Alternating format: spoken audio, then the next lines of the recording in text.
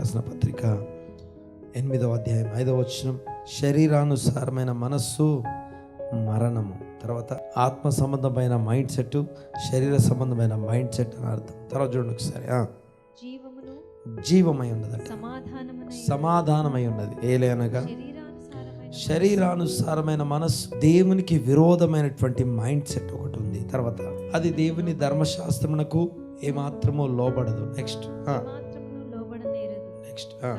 కాగా శరీర స్వభావం గలవారు దేవుని సంతోషపరచడం జరిగే పని కాదు. అనగా విశ్వాసం లేకుండా దేవునికి ఇష్టలై ఉండుట అసాధ్యము అనబడుతున్నటువంటి మాటను బట్టి ఆ యొక్క విశ్వాస సంబంధమైనటువంటి మైండ్ సెట్ కాదు. Next continue.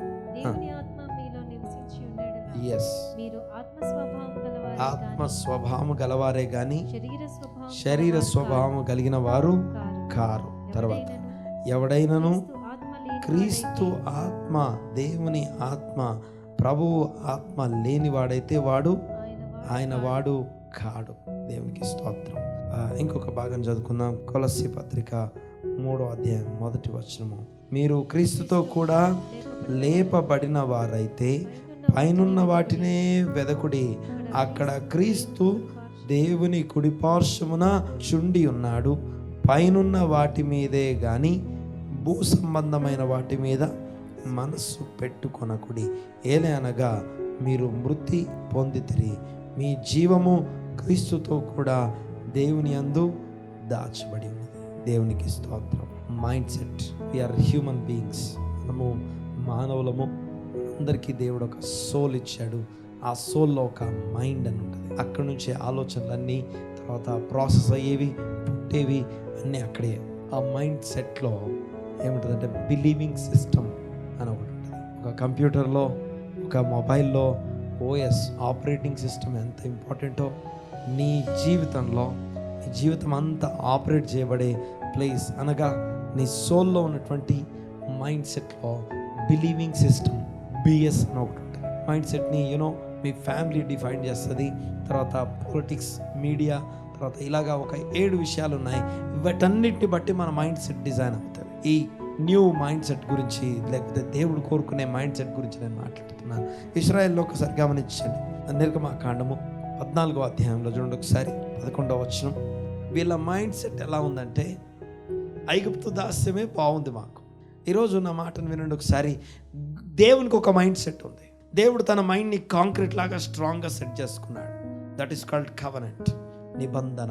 దేవుడు నిబంధన చేసి రెడీగా ఉన్నాడు. దేవుడు ఎదురు చూస్తున్నాడు. దేవుని మైండ్ సెట్ అయి ఉందండి. అది మార్చలేరు ఎవరు. ఆ యొక్క సంఖ్యాకాండంలో మీరు చూస్తే 23వ అధ్యాయంలో ఇశ్రాయేల్ని శపించమని ఆ బాలాకు రాజు ఈ బిలాము అనేవాడిని పట్టుకొచ్చి అంటున్నాడు. ఏమంటున్నాడంటే, డబ్బులు ఇచ్చి వాళ్ళు పూజించే, వాళ్ళు ఆరాధించే వాళ్ళ దేవుని నామంలోని వాళ్ళని శపించు. నువ్వు శపిస్తే అప్పుడు మనం ఈజీగా వాళ్ళు శపించబడ్డారు కాబట్టి మనం వెళ్ళిపోవచ్చు.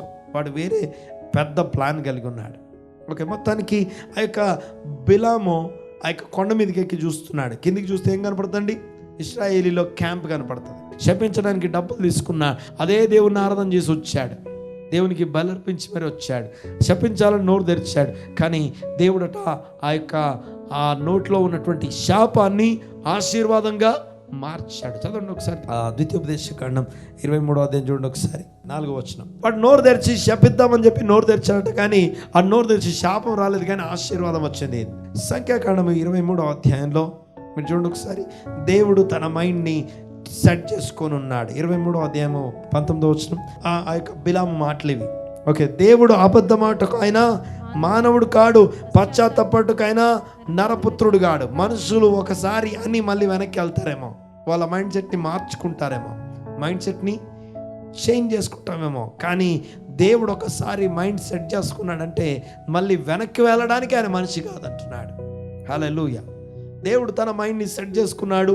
ఇశ్రాయేల్ని దేవుడు ప్రేమించాడట. అది వాళ్ళ స్టోరీ అయితే, ఈరోజు మన స్టోరీ. మనల్ని ప్రేమించాడు ఆయన. దేవుడు ప్రేమ అయి ఉన్న దేవుడు మన పాపలకి ప్రాయశ్చిత్తముగా ఉంటకై ప్రభువైన యేసుక్రీస్తు అనబడుతున్న తనకిష్టమైన తన favourite son, the one and only అద్వితీయ కుమారుణ్ణి ఆ యొక్క పరిహారముగా అప్పగించి మనల్ని ప్రేమించడాన్ని వ్యక్తపరిచాడు ఆయన. హల్లెలూయా.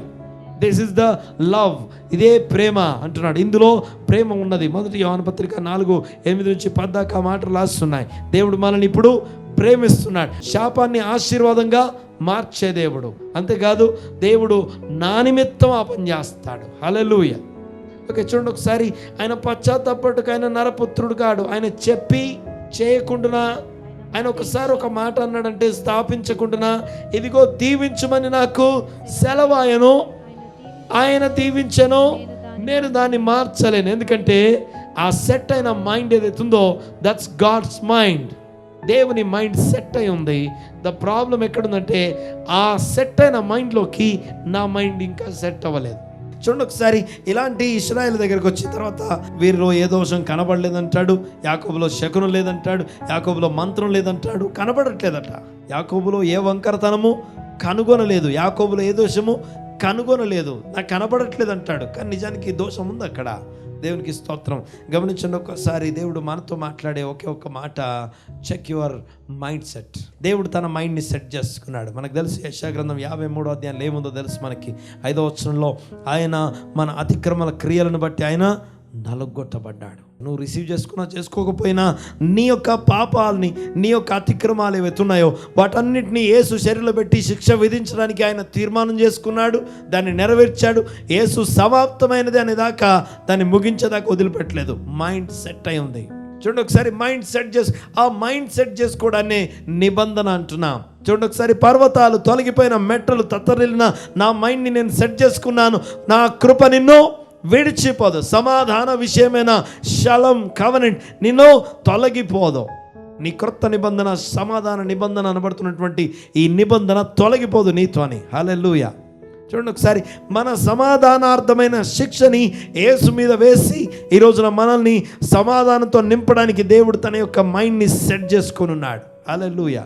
అయితే ఇశ్రాయేల్ని విడిపించడానికి ప్రాబ్లం ఎక్కడంటే ఇక్కడ 3 మైండ్ సెట్లు ఉంటాయి. Number 1 slave mind set, number 2 scary mind set, number 3 simple mind set. This 3 mind sets వాళ్ళకున్న ప్రాబ్లం. ఆ 3 మెంటాలిటీస్ ఎక్కడ కనపడతాయంటే ఇశ్రాయేల్లో కనపడతాయి. ఆ ఇశ్రాయేలీలట చూడండి ఒకసారి. దేవుడు వారు వెట్టి పనులను పెట్టిన మొర యెహోవా యొద్దకు చేరెను, కాగా దేవుడు వారి మూల్గును విని అబ్రహాము, ఇస్సాకు, యాకోబులతో చేసి ఏ మైండ్ అయితే సెట్ చేసుకున్నాడో ఆ నిబంధన నెరవేర్చడానికి ఆ నిబంధన జ్ఞాపకం చేసుకున్నాడట. హల్లెలూయా. ఆ నిబంధన జ్ఞాపకం చేసుకొని ఆయన పని చేయడానికి వెళ్ళి మోషేతో మాట్లాడుతున్నాడు. నిర్గమాకాండం అంతా కూడా మైండ్ సెట్ చేయడమే. నిర్గమాకాండం మొత్తం కూడా ఓకే మైండ్ సెట్ చేసే కార్యక్రమం. ఓకే, మోషే దగ్గరికి వెళ్ళి 2 అధ్యాయాలు పట్టింది మోషే మైండ్ని సెట్ చేయడానికి. ఓకే, నేను రానంటాడు, నేను చెయ్యనంటాడు, నా వల్లగా ఎవరు నా మాట వినరంటాడు. First set your mind. నీ mind set. We are human beings, we have a soul. ఆ సోల్లో ఒక మైండ్ ఉంటుంది. ఆ మైండ్లో ఒక మైండ్ సెట్ అంటాం. ఆ mind set is based on believing system. మనము ఏం నమ్ముతున్నాము అనే దాని మీద ఆధారపడి ఉంటుంది బిలీవింగ్ సిస్టమ్. నీ విశ్వాసం కలిగి ఉన్నటువంటి నీ విశ్వాసం ఏ లెవెల్ విశ్వాసం నీకుందో ఆ బిలీవింగ్ సిస్టమ్ నీ లోపల. ఆ బిలీవింగ్ సిస్టమ్ దేని మీద ఆధారపడి ఉంటుంది అంటే the way how you are living together, the way how you are listening, the way how you are fellowshipping. నువ్వు దేనితో ఫెలోషిప్ చేస్తున్నావు, దేన్ని వింటున్నావు. తర్వాత చూడండి ఒకసారి. నేను ఇందాక చెప్పాను కదా, పాలిటిక్స్ కానీ, మీడియా కానీ, ఫ్యామిలీ కానీ, మన చుట్టూ ఇవేవైతే ఉన్నాయో ఇవన్నీ మనకు ఒక మైండ్ సెట్ని క్రియేట్ చేస్తాయి. You know, slave mentality, simple mentality, scary mentality, mind sets అంటాం. ఈ మైండ్ సెట్స్ని మనలో బిల్డ్ చేస్తాయి. వాటన్నిటి నుంచి బయటికి తీసుకురావడానికి దేవునికి స్తోత్రం కలుగును గాక. మేము ఐగుప్తులోనే ఉంటాం. ఈ ఐగుప్తు టాస్క్ మాస్టర్సే మంచోళ్ళు, మా యజమానులే మంచోళ్ళు, మేము స్లేవ్స్, వాళ్ళకి బానిసలుగా అలాగే బ్రతికేస్తాం. ఎందుకంటే ఉదయాన్నే పనికి వెళ్తాం, పని చేస్తాం, ఆ యొక్క ఇటుకలు తయారు చేస్తాం, ఆ ఇటుకల్ని వాళ్ళకి ఇస్తాం, కొంచెం ఎంతో డబ్బులు ఇస్తారు, ఇంటికి వచ్చి తింటాం, పడుకుంటాం, మళ్ళీ పొద్దున వెళ్ళిపోతాం. ఈ లైఫ్ స్టైల్ మాకు నచ్చింది. ఇది ఒకరు కాదు, ఇద్దరు కాదు, 430 సంవత్సరాల నుంచి అదే కొనసాగుతూ ఉంది, అదే కంటిన్యూ అవుతుంది. ఆ మైండ్ సెట్లో ఉన్న వాళ్ళని దేవుడు రక్షించడానికి ఎలా మైండ్ సెట్ని ట్యూన్ చేస్తున్నాడు. జాగ్రత్తగా నేను ఒకసారి. మైండ్ సెట్ని బ్రేక్ చేయడానికి దేవుని వాక్యం అట సుత్తి వంటిదట. నువ్వు ఎంత స్ట్రాంగ్గా పెట్టుకున్నా రాంగ్ మైండ్ సెట్ ఉంటుంది కదా, దేవుని వాక్యం వచ్చి దాన్ని ఒక్క దెబ్బతో పగలగొట్టి మళ్ళీ సిమెంట్ కాంక్రీట్ చేసేస్తుంది. నేను దేవుని వాక్యం నీళ్ళ వంటిదట. మళ్ళీ నీళ్ళు వచ్చి మళ్ళీ దాన్ని మళ్ళీ ఇంకో షేప్ తీసుకొచ్చి మళ్ళీ దేవుని వాక్యం అగ్ని వంటిదట.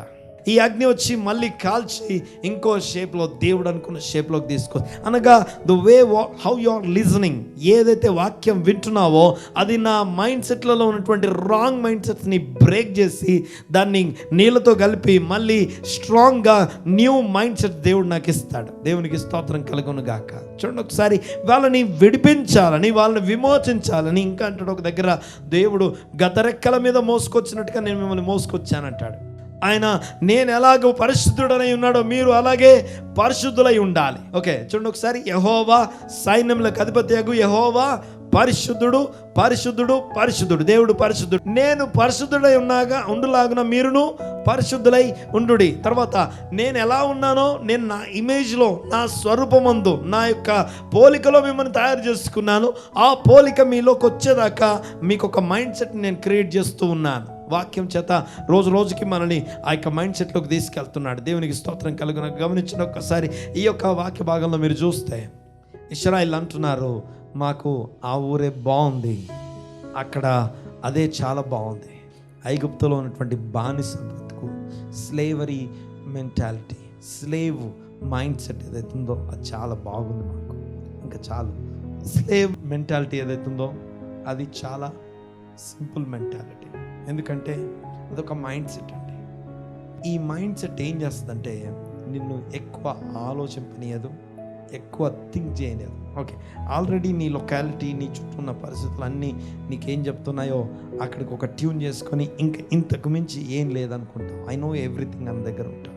కానీ దేవునికి స్తోత్రం. చూడండి ఒకసారి, దేవుడు నీ మైండ్ సెట్ని బ్రేక్ చేస్తాడు. ఆయన స్థాయిలో దేవుడు తన మైండ్ని సెట్ చేసుకున్నాడు, నిబంధన చేస్తాడు. ఏదేమైనా సరే నా సమాధాన నిబంధన నేను స్థాపించాలి.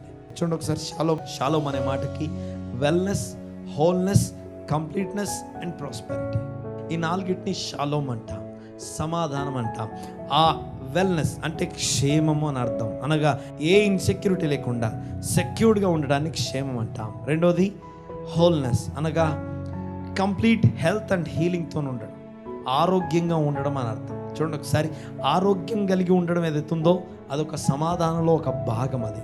మూడోది కంప్లీట్నెస్, అనగా సమృద్ధి అని అర్థం. సమృద్ధి అంటే యెహోవా నా కాపరి, నాకు I shall not remain in want, I shall not want, full stop. అంటే ఇంకా నేను ఏదో ఒక తీరని దాంతో నేను ఉండలేను, దేవుడు నాకు తోడై ఉన్నాడు అని యెహోవా నా కాపరి అన్న దగ్గర ఉండడం. చూడండి ఒకసారి, ఏదో ఒక లేమి కలిగి ఉండకుండా ఫుల్నెస్తోని, కంప్లీట్నెస్తో ఉండడం. మూడోది, లాస్ట్ది ప్రాస్పెరిటీ. ప్రాస్పెరిటీ అంటే అభివృద్ధి చెందడం, ప్రాస్పర్ అవ్వడం. ఈ నాలుగిట్లో ఏది లేకపోయినా నీకు సమాధానం లేదు అని అర్థం. అయితే ఈ సమాధానము లోకం ఇచ్చినట్టుగా కాదు. ఈ సమాధానం మీకు ఇవ్వడానికి, మనకివ్వడానికి సమాధానార్థమైన శిక్షని యేసు మీద వేసి మనకు ఆ సమాధానాన్ని ఇస్తున్నాడు. అయితే ఆ సమాధానాన్ని లోకం ఇచ్చినట్టుగా కాదట.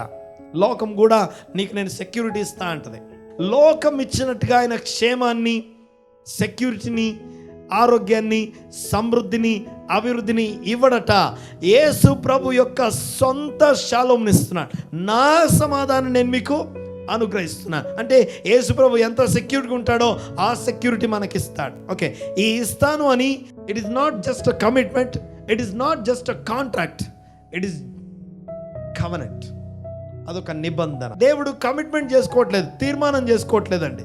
ఒకసారి కొంతమంది తీర్మానాలు చాలా గొప్పవి, ఓకే, కొంతమంది చాలా గట్టి తీర్మానాలు చేసుకుంటారు, బలంగా ఉంటారు. ఓకే, దేవుడు కూడా తీర్మానం చేసుకోవచ్చు, కానీ తీర్మానం చేసుకోవట్లా. తీర్మానం అంటే సొంతంగా లోపల అనుకోవడం. రెండోది ఏంటంటే కాంట్రాక్ట్ అంటే సైన్ చేసి ఇవ్వడం, సంతకం పెట్టి ఇదిగో గవర్నమెంట్ని లేకపోతే లా, చట్టాన్ని, న్యాయాన్ని ఇన్వాల్వ్ చేసి ఒకవేళ నేను కాంట్రాక్ట్ ఫెయిల్ అయితే ఆ పనిష్మెంట్కైనా నేను రెడీగా ఉన్నా అని చెప్పి సంతకం పెట్టడం ధైర్యంగా. ఓకే, కాంట్రాక్ట్ కాదు అది, కమిట్మెంట్ కాదు, కాంట్రాక్ట్ కాదు, ఇట్ ఇస్ అ కవెనెంట్. నా జీవము తోడు, చనిపోయిన ఆ యొక్క నిబంధన బలిపశు యొక్క రక్తములో ఉన్న జీవము తోడు నేను నీకు నా సమాధానం నీకు ఇస్తాను. ఆమెనండి గట్టిగా. సో దేవుడు తన మైండ్ని సెట్ చేసుకున్నాడు. కానీ మనము ఈ యొక్క slave mind set, scary mind set, లేకపోతే సింపుల్ మైండ్ సెట్. ఈ 3 మైండ్ సెట్లతోని దేవుని సంబంధమైనటువంటి దేవుని స్థాయి మైండ్ సెట్లోకి మనం అడుగు పెట్టలేము. గమనించండి ఒక్కసారి, ఈ ఇశ్రాయేల్ ఎలా ఉన్నారంటే, వీళ్ళు మేము రాము, మాకు అదే బాగుంది. ఎప్పుడు వస్తుంది తెలుసా ఈ మాట? ఎప్పుడు ఒరిజినల్ యొక్క మైండ్ సెట్ టెస్టిఫై అవుతుందో తెలుసు కదా. The quality of your mind set ఎప్పుడు బయటకు వస్తుంది అంటే, ద టైమ్ ఆఫ్ అఫ్లిక్షన్, లేకపోతే నిప్పు దగ్గరికి వెళ్ళినప్పుడు, లేదా ఆ యొక్క కఠినమైన ప్రెషర్ టెస్ట్ చేయాల్సి వచ్చినప్పుడు, లేకపోతే నీ యొక్క మైండ్ సెట్ యొక్క క్వాలిటీ టెస్ట్ చేయబడుతుంది. ఎక్కడ చూడండి ఒకసారి, ఇశ్రాయేల్ ఎదురుగా ఎర్ర సముద్రం అడ్డంగా ఉంది, ఇటుపక్క అరణ్యం మూసేసింది, వెనకాల 600 అద్భుతమైనటువంటి ఆ యొక్క ఐగుప్తు రథాలు, ఐగుప్తులో ఉన్న శ్రేష్టమైన గుర్రాల మీద వెల్ ట్రైన్డ్ సైనికులు తరుముకుంటూ వస్తుంటే 20 మిలియన్ పీపుల్ ఏం చేయాలో అర్థం కాక ఆ యొక్క ప్రెషరైజ్డ్ వారిలో ఉన్న మైండ్ సెట్ టెస్టిఫై చేయబడుతుంది. వారి మైండ్ సెట్ యొక్క క్వాలిటీ టెస్ట్ చేయబడుతుంది. అక్కడ చూడండి ఒకసారి, వాళ్ళు అంటున్నారు అప్పుడు డైరెక్ట్గా, మేము అప్పుడే చెప్పాం కదా రామని, మేము అక్కడ ఉన్నప్పుడే చెప్పాం కదా రామని, మేము వద్దని అప్పుడే అన్నాం కదా, మేము అప్పుడే, మాకు అదే బాగుంది, ఇవన్నీ ఎందుకు. Slave mentality, slave mind set challenges accept చేయదు. రెండోది స్కేరీ మైండ్ సెట్ అని చెప్పాం కదా. అందుకని మరలా భయపడటకు ఆయన భయపడే ఆత్మను కాదు కానీ దేవుని కుమారుని ఆత్మను మనకి ఇచ్చాడట. హల్లెలూయా. ఆ దేవుని కుమారుని ఆత్మ నీకు ఒక మైండ్ సెట్, ఆత్మానుసారమైన మైండ్ సెట్ నీకు ఇస్తుంది. Mind set, everything is based on your mind set. నీ మైండ్ సెట్ని బట్టి నీ లైఫ్ స్టైల్, నీ మైండ్ సెట్ని బట్టి నీ అలంకరణ, నీ మైండ్ సెట్ని బట్టి నీ మాట, నీ యొక్క బిహేవియర్, ఎవ్రీథింగ్. నువ్వు ఏదైనా కొనడానికి ఒక షాప్కి వెళ్ళినప్పుడు ఏం కొంటావు అన్న దాని మీద కూడా it's depends upon your mind set. చూడండి ఒకసారి, దేవుడు ఇశ్రాయేలీల్ని మైండ్ సెట్ని చేంజ్ చేస్తున్నాడు. ఆ మైండ్ సెట్ చేంజ్ చేసే పద్ధతుల్ని చూద్దాం ఒకసారి. చూడండి ఒకసారి, దేవుడు ముందు ఆహార పద్ధతిని మారుస్తాడు. డైట్, ఫిజికల్ డైట్ ఈరోజు ఉన్న టాపిక్, అసలు మెయిన్ టాపిక్. నీ మైండ్ సెట్ని మార్చేది నీ ఫిజికల్ డైట్. నీ ఫిజికల్ డైట్కి నీ మైండ్ సెట్కి సంబంధం ఉంది. ఇశ్రాయేలీలు ఐగుప్తులో ఉన్నప్పుడు ఏం తింటున్నారు? వీళ్ళు ఈజిప్షియన్ డైట్ తినేవాళ్ళు, ఈజిప్షియన్ ఫుడ్ తినేవాళ్ళు, ఈజిప్షియన్ స్టైల్, ఈజిప్షియన్ యొక్క ఫ్యాషన్స్ అన్నీ వాడేవాళ్ళు.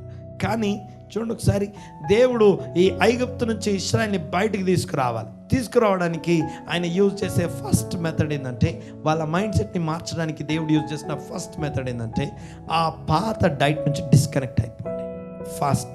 ఫాస్టింగ్ అంటే డిస్కనెక్టింగ్ ద పాస్ట్ ఫీడింగ్.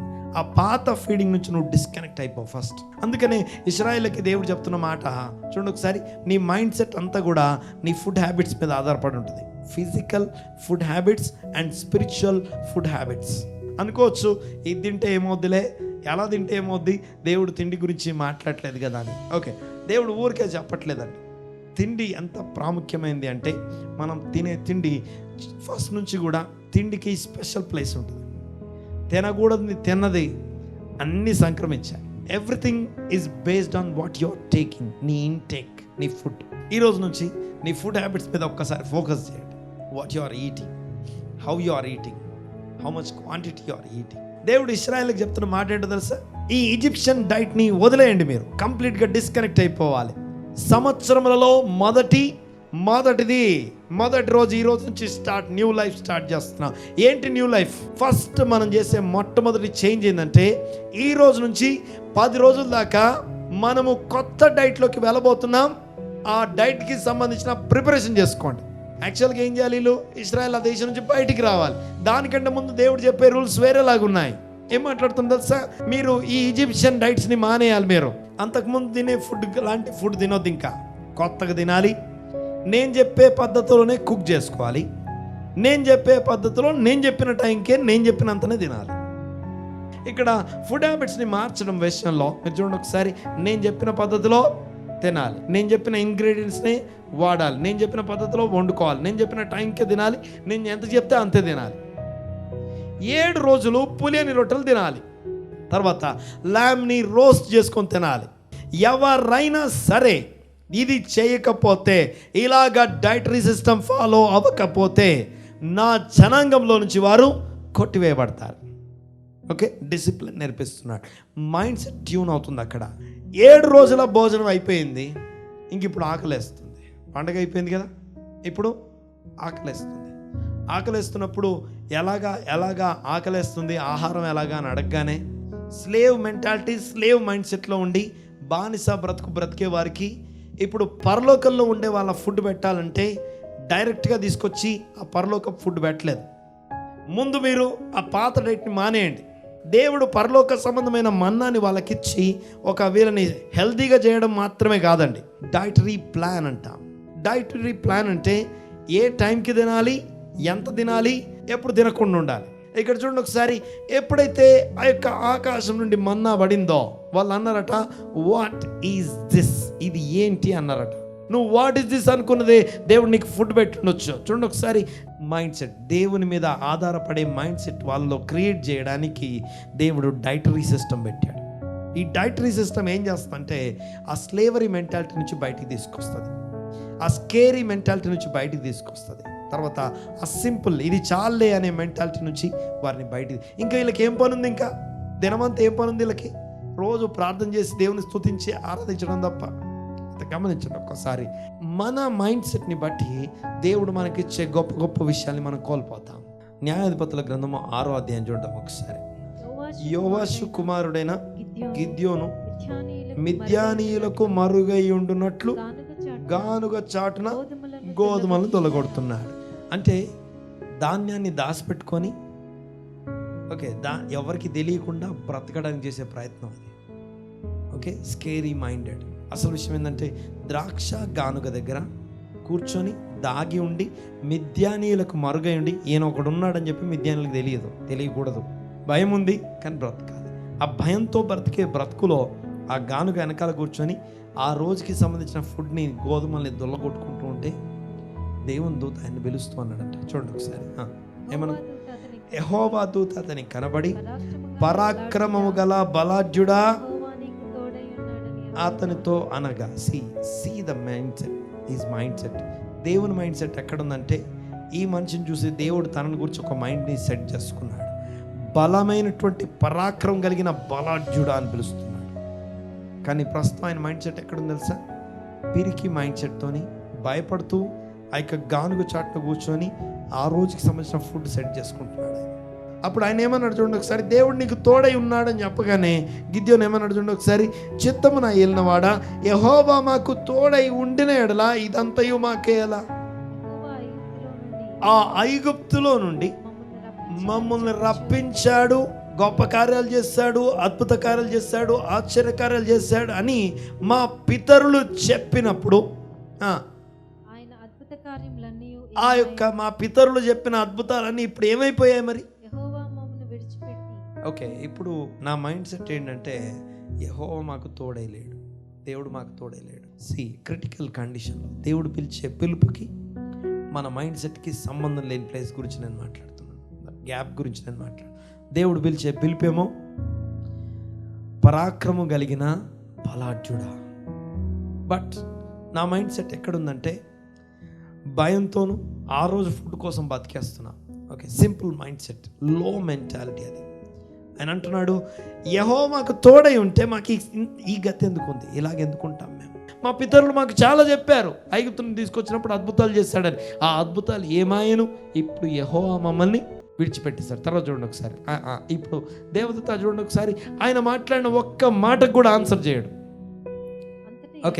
నీ మైండ్ సెట్ లెవెల్కి వచ్చి నువ్వు అడిగే ప్రతి పిచ్చి ప్రశ్నకి అటన్నిటికీ జవాబు చెప్పాల్సిన అవసరం లేదు దేవునికి. నీ మైండ్ సెట్లోకి వచ్చే ప్రతి థాట్కి ఆన్సర్ చెప్పడు ఆయన డైరెక్ట్గా ఎలా మాట్లాడుతుండే ఒకసారి, యెహోవా అతని తట్టు తిరిగి బలము తెచ్చుకో, వెళ్ళి మిద్యానీయుల చేతిలో నుండి ఇశ్రాయేలీయులను రక్షించు, నిన్ను పంపినవాడను నేనే. దేవుడు నిన్ను దీవించడానికి, ఆశీర్వదించడానికి, మనల్ని దీవించడానికి, ఆశీర్వదించడానికి, మనలను సమాధానార్థమైన నిబంధన కిందికి తీసుకొచ్చి తన మైండ్ ఆయన సెట్ చేసుకున్నాడు. పిలిచేటప్పుడు ఆయన పిలుస్తున్నాడు, ఏమని పిలుస్తున్నాడు? పరాక్రమం కలిగిన బలాఢ్యుడా, లేచి ఇశ్రాయేలీయులను మిద్యానీయుల చేతి నుంచి విడిపించు. చూడండి ఒకసారి, దేని సహాయం చేత నేను ఇశ్రాయేలును రక్షింపగలను. నా కుటుంబం మనష్షే గోత్రములో ఎన్నిక లేనిది, నా పితరుల కుటుంబంలో నేను కనిష్ఠుడనై ఉన్నానని ఆయన ఆయనతో చెప్పెను. ఆ, అందుకు యెహోవా ఆ. ఆయన ఆయననేమి. So what, this is the prophetic word for today. So what, నువ్వు ఎక్కడెక్కడైతే నీ మైండ్ సెట్లో నుంచి వచ్చి ఇది ఇలా ఉంది, అది అలా ఉంది, అది అలా అవ్వలేదు, అది అలా అవ్వలేదు, నువ్వు ఏదైనా పట్టుకొని రా. దేవుడు నీతో మాట్లాడే మాట సో వాట్. ఎవరేం చెప్తే నాకేంటి, నీకు నువ్వు అనుకునే సహాయం కాదో, నేను నీకు తోడై ఉండడమే సహాయం. ఆమె గట్టిగా దేవునికి స్తోత్రం. చూడండి ఒకసారి, ఆయననేమి. సో వాట్, నెక్స్ట్, నేను నీకు తోడై గనుక ఒక్క మనిషిని చంపినట్లుగా మిద్యానీలందరినీ చంపేస్తాను. ఒక్క మనిషిని కొట్టి చంపడం ఎంత ఈజీయో వాళ్ళని నువ్వు చాలా పెద్దగా చూస్తున్నావు. ఒక్కడిని చంపినట్టు ఇంతమందిని చంపేస్తావు నువ్వు. పరాక్రమం కలిగిన బలాఢ్యుడా. మనమేమో పిరికి ఆత్మతోని, స్లేవ్ మెంటాలిటీతోని, సింపుల్ మెంటాలిటీతోని గానుగ చాటున కూర్చొని ఆ రోజు ఫుడ్ కోసం మనం ఏదేదో ప్రయత్నాలు చేసుకుంటున్నాం. దేవుడు నేను గొప్ప ఆలోచనలతో పిలుస్తున్నాడు ఈ రోజున. ఆయన పిలిచే పిలుపుకి నా మైండ్ సెట్కి ఉన్న గ్యాప్ని గురించి నేను మాట్లాడతాను. దేవునికి స్తోత్రం కలుగును గాక.